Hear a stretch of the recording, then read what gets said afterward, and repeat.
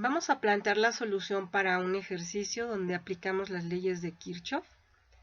Hay que obtener las corrientes del circuito, el valor de la FEM1, el valor del resistor R mayúscula y la potencia que se disipa en este, la diferencia potencial entre los puntos D y E, es decir, V de E, la energía almacenada en la FEM2, así como la energía que se disipa, para un tiempo de 5 minutos, y la longitud, si R fuera un alambre de nicrómel, nos dan la resistividad y el área transversal. Este es nuestro circuito. Tenemos dos fuentes reales, un motor que tiene una resistencia interna, y si observan aquí tenemos el punto D que no está conectado a nada. Bueno, pues resulta que no se está cerrando el circuito en este punto, lo que implica que no fluye corriente de C a D. La corriente 4 no pinta. 0. La FEM3 sí la vamos a considerar, pero la corriente no. ¿Qué hay que hacer ahora? Bueno, lo primero que hay que hacer es poner nuestras marcas de polaridad.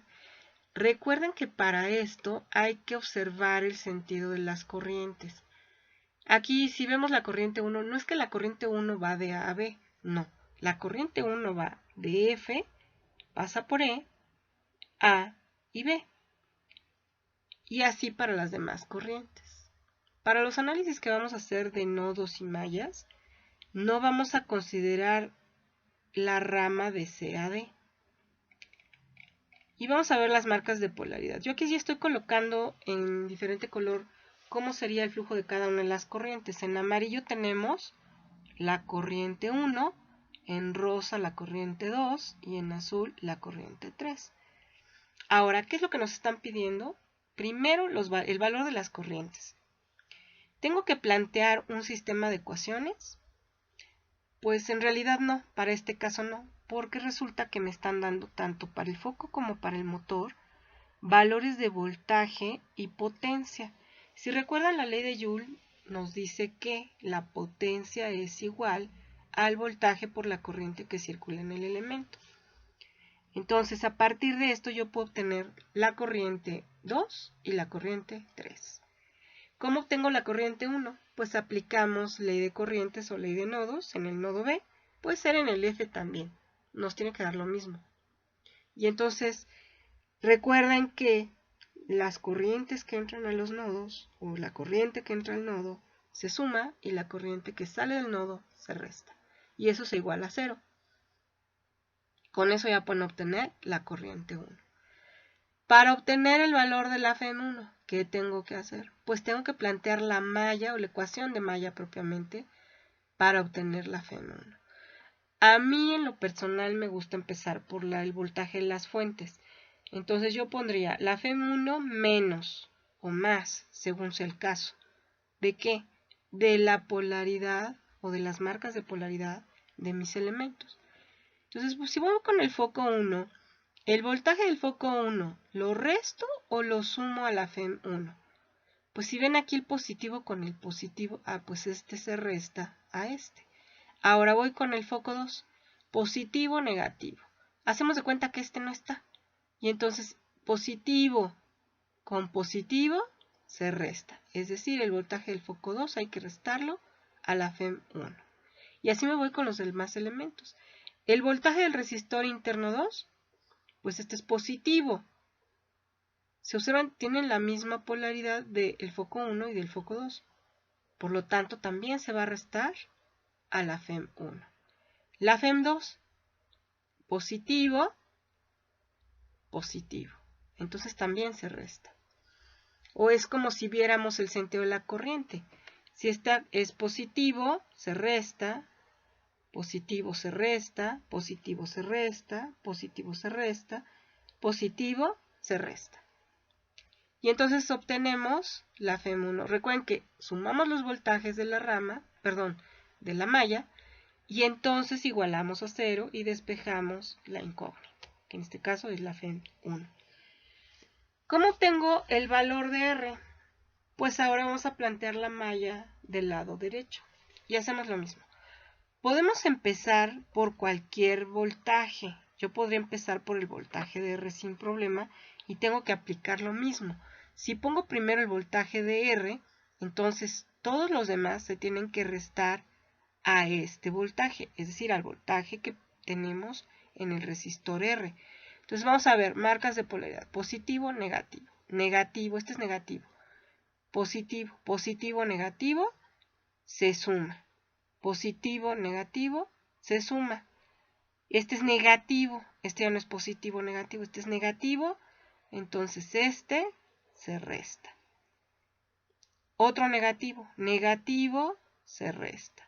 Negativo, se resta. O si lo vemos de este lado, positivo con positivo, se resta. Entonces, fíjense bien, si yo empiezo aquí con el negativo, si el que sigue es positivo, entonces se suma. Entonces, negativo, positivo, sumamos, positivo, sumamos. Este es negativo, restamos, negativo, restamos, negativo, restamos. O si empezamos por el positivo, es lo mismo, ¿eh?